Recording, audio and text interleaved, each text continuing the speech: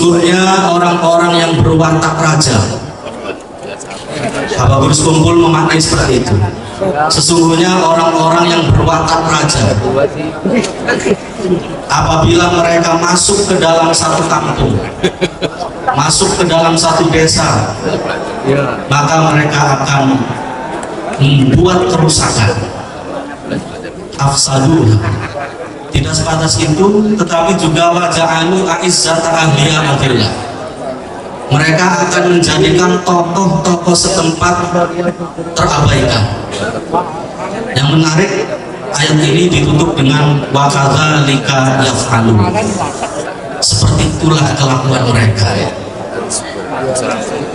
Para hadirin hadirat yang berbahagia yang saya hormati, saya menyaksikan sendiri di desa saya, Japura namanya, itu sering kemasukan al-muluk, orang-orang yang berwatak raja. Ketika mereka masuk, ini kiai-kiai setempat sudah tiarap semua. Tuan rumah yang ngajinya kepada kiai setempat, anaknya juga ngaji kepada kiai setempat. Mulai dari ngaji Iqra, juz amma sampai Al-Quran, mulai dari ngaji kitab-kitab yang dasar, Safinatun Najah, Sulamut Taufiq, Fathul Qorib, Fathul Mu'in, dan seterusnya di kiai-kiai setempat. Tetapi ketika mereka itu masuk, orang-orang yang berwatak raja ini masuk, kiai-kiai setempat terabaikan. Kiai-kiai setempat dinomor duakan, seolah-olah mereka lupa atas jasa-jasa para kiai-kiai setempat. Di samping itu kita juga menyaksikan banyak sekali pembelokan sejarah, pendirian NU misalnya, yang oleh mereka diklaim sebagai NU berdiri atas restu dari Habib Hashim bin Yahya katanya.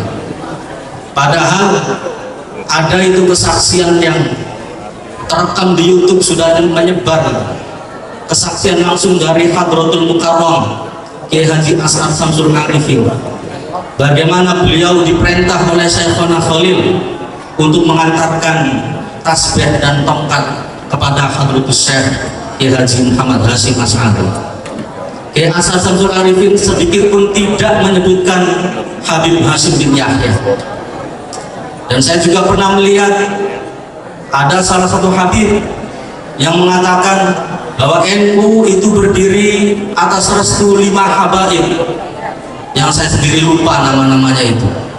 Ada lagi yang mengatakan katanya NU itu inisiatifnya Habib, tetapi berhubung Habib itu bukan pribumi, sehingga yang ditonjolkan adalah Kiai Haji Hasyim Asy'ari. Ini saya semakin memperhatikan, ternyata ayat yang tadi disampaikan oleh Habagurus Kumpul itu betul adanya, bahwa orang-orang yang berwatak raja, yang kata Ketua Umum Pusat Syarif Abbas, kebetulan dari klan Ba'alami, itu berwatak raja, memang mereka merusak sejarah, merusak situs. Termasuk di desa saya, itu saya akan menyampaikan sedikit saja. Di desa saya ada makam dari sesepuh Japura, namanya makam Ki Gede Japura. Itu hampir diba'alawikan karena sudah diziarahi oleh Bin Yahya, dan Bin Yahya itu secara terang-terangan, saya ada di situ ketika itu, mengatakan ini akan dilaporkan ke Pekalongan. Saya nggak berani menyebut namanya, tapi di malam ini saya berani, akan dilaporkan kepada Habib Rizki bin Yahya. Saya di situ langsung ngobrol sama sedulur-sedulur. Alhamdulillah sekarang sudah terselamatkan. Kata saya, ini harus dilawan, bahwa jangan sampai situs-situs kita diklaim oleh mereka. Dan alhamdulillah berdasarkan penelitian sejarah manuskripnya sudah ada. Saya juga sudah matur kepada beliau ketika itu, kepada Syarif Abbas saya sudah matur, insya Allah beliau nanti berkenan rawuh. Di situ ternyata teridentifikasi beliau adalah Sayyid Abdul Karim bin Sayyid Abdul Toha, bukan Habib tapi Sayyid. Itu Al-Hasani. Itu saya baca manuskripnya adalah sepupu dari Sunan Ampel. Ini barangkali bisa mukhtalaf alaih ini, tapi yang jelas bukan Mbah Alami. Dan alhamdulillah sudah disepakati oleh beberapa ahli sejarah yang bertanggung jawab dan sudah ditandatangani dan sekarang sudah ditempelkan plangnya. Dan alhamdulillah tiap Jumat Kliwon diadakan tahlil umum di Makbaro tersebut untuk menjaga situs-situs leluhur. Kalau ini tidak dilawan, saya yakin akan semakin parah.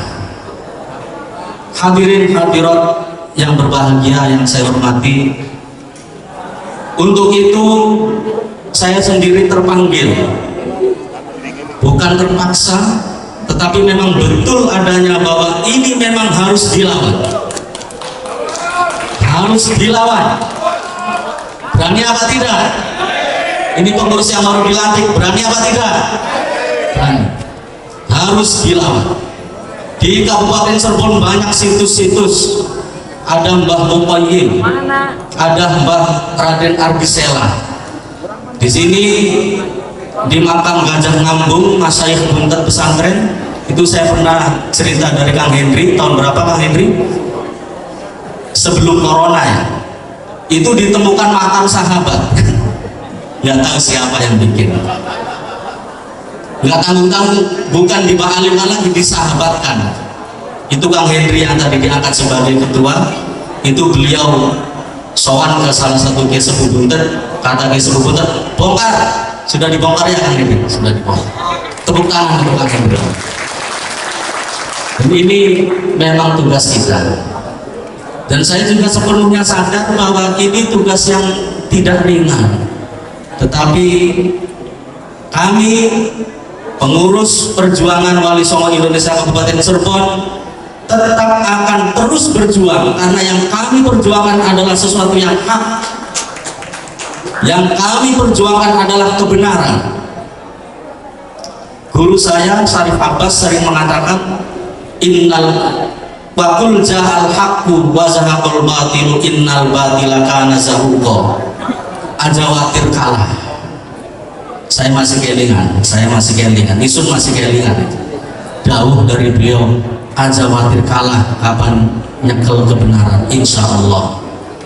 Maka dari itu malam ini terakhir saya mohon doa kepada para kiai untuk kami pengurus perjuangan Wali Songo Indonesia Kabupaten Cirebon, mohon doa dan bimbingannya.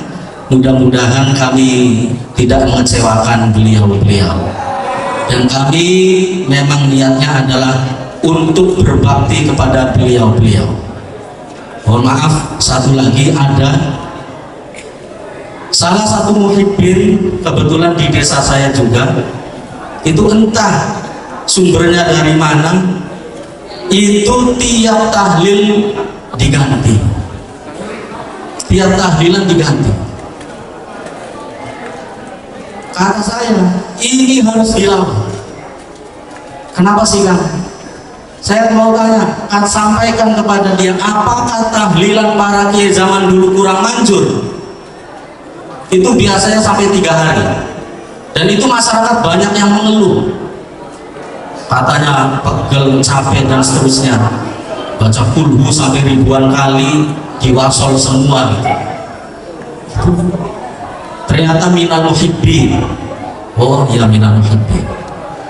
Nah ini mohon maaf apabila saya banyak yang disampaikan, tetapi memang itulah adanya dan itulah faktanya. Mudah-mudahan perjuangan Wali Songo Indonesia ini mendapatkan ridho dari Allah Subhanahu wa Ta'ala, dan juga akan terus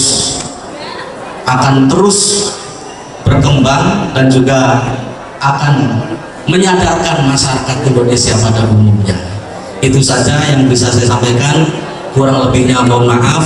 Wallahul muwaffiq ila aqwamit thoriq. Wassalamualaikum warahmatullahi wabarakatuh. Waalaikumsalam warahmatullahi